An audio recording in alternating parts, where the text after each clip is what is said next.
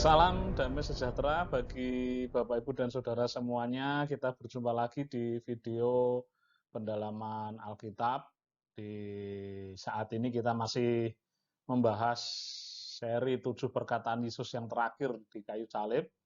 Kita sudah masuk di bagian yang keempat, yaitu perkataan Yesus atau seruan Yesus, Eli, Eli, lama sabachthani. Allahku, Allahku, mengapa engkau meninggalkan aku? Mari terlebih dahulu kita membaca uh, ayatnya atau bacaan dasar bacaan kitab sucinya yang diambil dari Matius 27 ayat 46 yang berbunyi demikian. Kira-kira jam 3 berserulah Yesus dengan suara nyaring. Eli, Eli, lama sabachthani, artinya Allahku, Allahku, mengapa engkau meninggalkan aku? Dan juga di dalam Markus 15 ayat 34. Dan pada jam 3 berserulah Yesus dengan suara nyaring. Eloi, Eloi, lama sabachthani, yang berarti Allahku, Allahku, mengapa engkau meninggalkan aku? Nah, kita memahami seruan ini sebagai satu ungkapan penderitaan yang dahsyat dalam sisi kemanusiaan Yesus. Kita tahu bahwa Yesus adalah ilahi, tetapi juga dia adalah manusia yang sejati. Jadi dia berseru dengan nyaring dalam sebuah penderitaan yang dahsyat dalam sisi kemanusiaannya. Nah, di saat Yesus menderita dan berseru dengan nyaring, Eli, Eli, lama sabachthani ini, itu ditulis dalam bahasa Aram, dan yang menarik baik Matius ataupun Markus tidak menerjemahkannya atau menulisnya dalam bahasa Yunani, tetapi ditulis sebagaimana apa adanya sesuai dengan bahasa percakapan Yesus sehari-hari pada waktu itu. Jadi Yesus berbicara dengan bahasa Aram, tetapi Injil-Injil ditulis dengan bahasa Yunani. Dan menariknya, ungkapan Eli, Eli, lama sabachthani ini ditulis oleh Markus dan Matius apa adanya. Nah, di saat Yesus berseru Eli, Eli, lama sabachthani itu, kita memahami secara umum bahwa Yesus sedang menempatkan diri atau menggantikan posisi manusia yang berdosa, di mana posisi manusia berdosa atau keadaan berdosa itu adalah keadaan di mana Allah berpaling dari manusia. Saat itulah Yesus mewakili manusia. Roma 6 ayat 23 dikatakan di sana upah dosa adalah maut.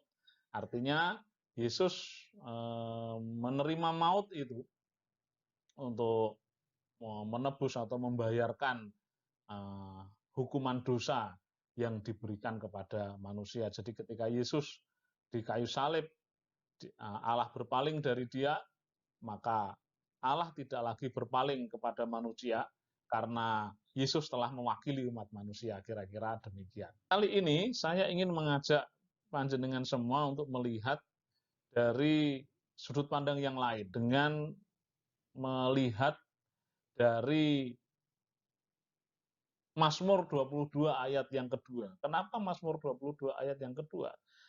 Bapak, Ibu, dan Saudara yang dikasih Tuhan, ungkapan Eli, Eli, lama sabachthani atau Allahku, Allahku, mengapa engkau meninggalkan aku, itu terdapat di dalam Mazmur 22 ayat 2.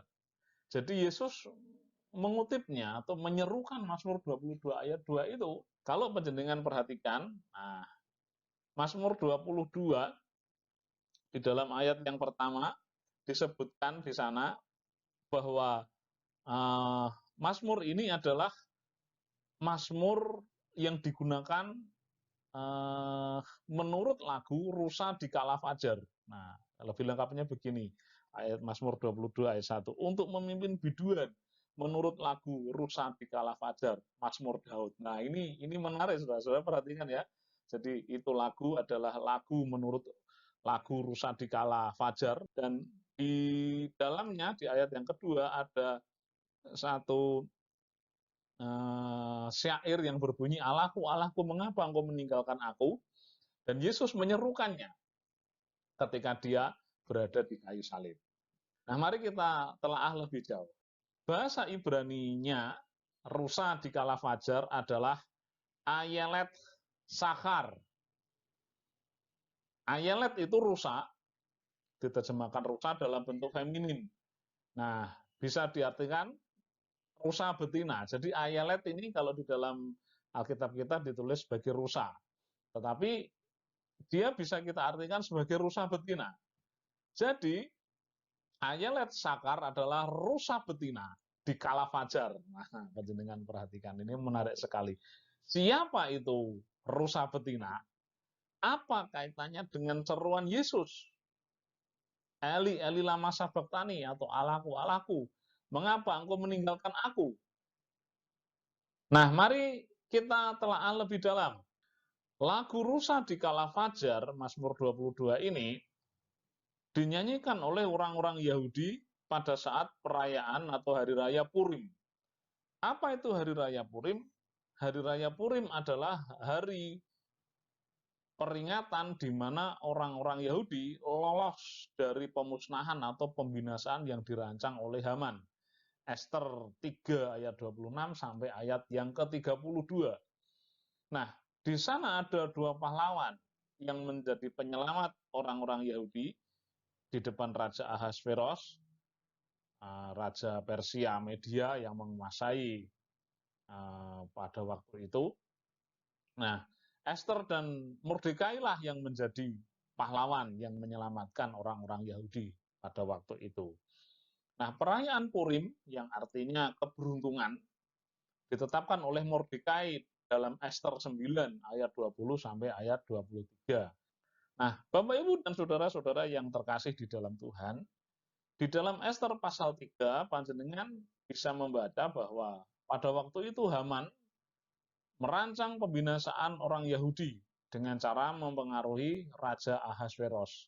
Jadi Haman melihat bahwa ini keberadaan orang-orang Yahudi ini sudah tidak kondusif, dia akan menjadi bangsa yang besar nanti yang akan berkembang begitu luar biasa dan mengancam stabilitas negara waktu itu. Maka Haman merancang pembinasaan orang Yahudi dengan cara apa? Mempengaruhi Raja Ahasveros.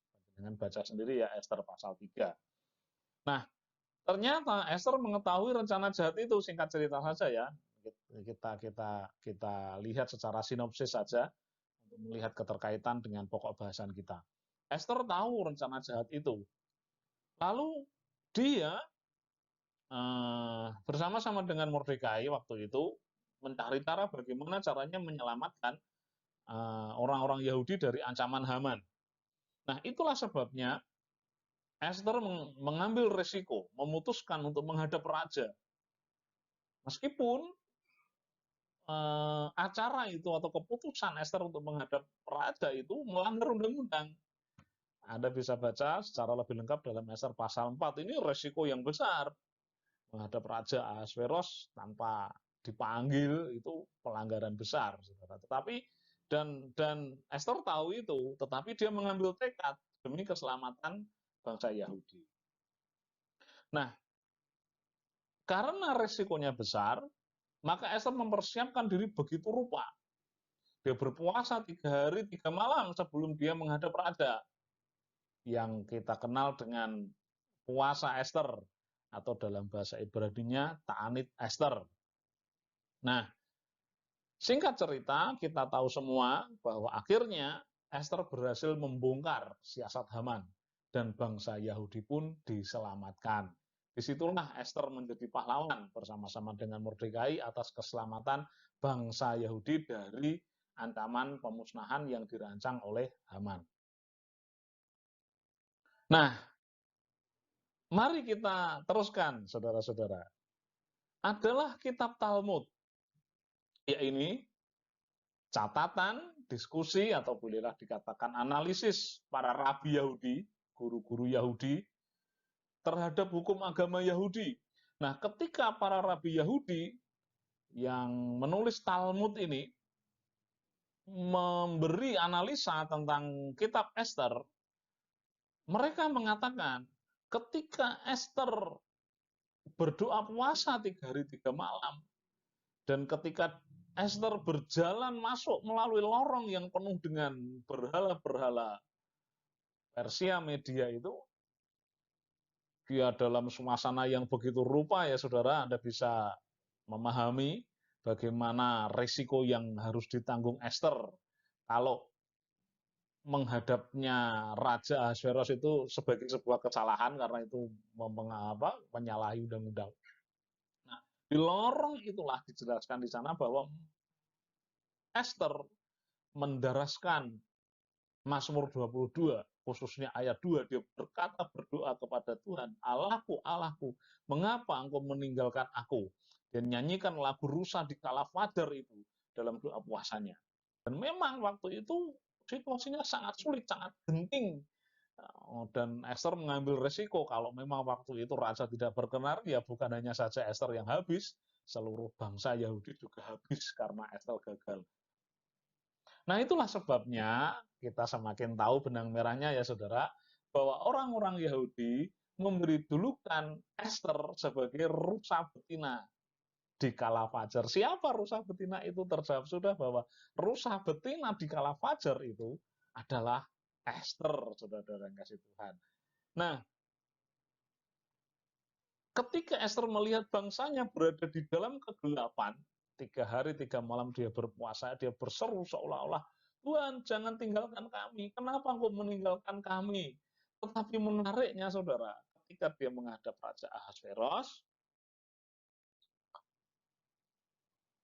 fajar pengharapan merekah ketika raja berkenan, dikatakan di dalam kitab Esther ya, raja mengacungkan tongkat emasnya, dan Esther diterima. Akhirnya Esther bercerita tentang muslihat Haman dan sebagainya. Akhirnya raja tahu bahwa Haman menyiapkan satu rancangan jahat untuk bangsa Yahudi. Nah, disitulah fajar pengharapan merekah saat Esther menghadap raja dan keselamatan datang kepada bangsa Yahudi. Nah, apa kaitannya dengan seruan atau ungkapan Eli Eli lama sabachthani? Ada satu benang merah teologis yang menarik untuk kita kaji. Nah, Yesus berseru, Allahku, Allahku, mengapa engkau meninggalkan aku saat dunia berada dalam kegelapan? Kegelapan apa? Karena dosa. Bahkan secara literal, saat Yesus disalib secara nyata, bahwa di sana ada gelap gulita yang melingkupi daerah itu sampai jam 3. Matius 27 ayat 45 dan Markus 15 ayat 33. Dan setelah Yesus berseru, Allahku, mengapa engkau meninggalkan aku? Dia kemudian mati di kayu salib, lalu dikuburkan. Dan yang luar biasa adalah fajar pengharapan itu terbit setelah 3 hari kematian Yesus. 3 hari puasa Esther, fajar pengharapan terbit dengan diselamatkannya bangsa Yahudi dari pemusnahan oleh muslihat Haman. Nah, di zaman Yesus, setelah 3 hari kematian Yesus, fajar pengharapan bangkit melalui apa? Kebangkitan Yesus sebagai kemenangan atas dosa, dan di sanalah umat manusia diselamatkan. Sampai di sini kita bisa melihat bagaimana kaitannya antara kitab Esther, antara Mazmur 22 ayat 1 dan 2 dengan ungkapan Yesus, Eli Eli lama sabachthani. Tentang apa itu semua? Untuk apa itu semua? Bapak, Ibu, dan Saudara yang terkasih di dalam Tuhan, dosa adalah keadaan di mana Allah berpaling dari manusia. Allah memisahkan diri dari manusia, seperti Yesaya 59 ayat 2. Tetapi yang merupakan pemisah antara kamu dan Allahmu ialah segala kejahatanmu, dan yang membuat ia menyembunyikan diri terhadap kamu sehingga ia tidak mendengar ialah segala dosamu. Itulah kegelapan yang sesungguhnya, Allah yang berpaling dari manusia. Tetapi kematian dan kebangkitan Kristus menjadi sebuah fajar pengharapan bagi terbitnya keselamatan manusia dari dosa.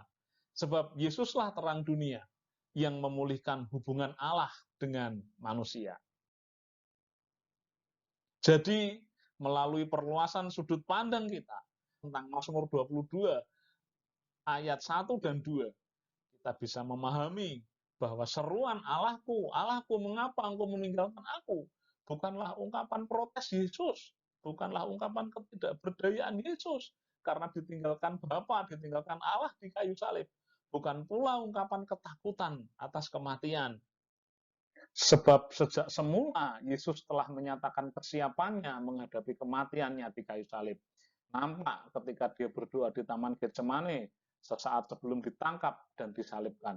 Yesus berkata, ya Bapa, biarlah cawan penderitaan ini lalu daripadaku. Tetapi Yesus berkata, biarlah kehendak-Mu yang terjadi. Dan terjadilah. Yesus akhirnya kemudian meminum cawan penderitaan itu dengan mati di kayu salib untuk menebus dosa manusia.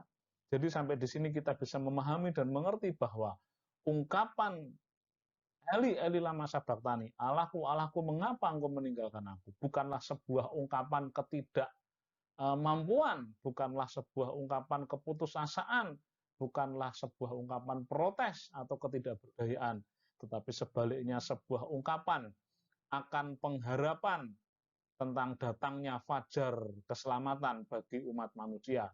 Sama seperti pengharapan Ayelet Sakar, sang rusa betina, akan fajar keselamatan bagi umat manusia. Kiranya panjenengan semuanya diberkati Tuhan melalui program ini. Haleluya. Amin.